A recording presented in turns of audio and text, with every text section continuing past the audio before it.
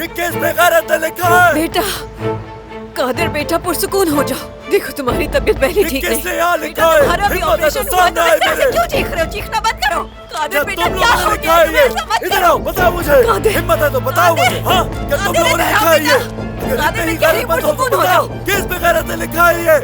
अगर कादिर, हम चुप हो बेगैरत जाओ। हैं, तो तुम लोग भी कोई गैरतमंद नहीं हो। सामने आकर मुझे ये बताओ, किसने ये लिखने की जुर्रत की है? क्या हुआ? क्या हुआ? मैं तुमसे इंतजार कर रही हूँ, ऐसा मत करो। तुम्हारी तबीयत नहीं बेटा, नहीं नहीं, ऐसा नहीं कर जिसने भी सकते। ये लिखा है मैं उसे ढूंढ लूंगा। अगर हिम्मत है कादिर! तो सामना करो मेरा। अगर कादिर! इतने ही गैरतमंद हो तो सामने आकर कहो कादिर, मुझे। क्या हो गया है तुम्हें? खुदा के लिए चुप हो जाओ। खुदा की कसम उसे तुम्हारी ढूंढ तबीयत निकालूंगा काबिल मैं। नहीं, बेटा। क्या हुआ है कादिर? उसे छोड़ूंगा नहीं मैं। क्या हुआ है?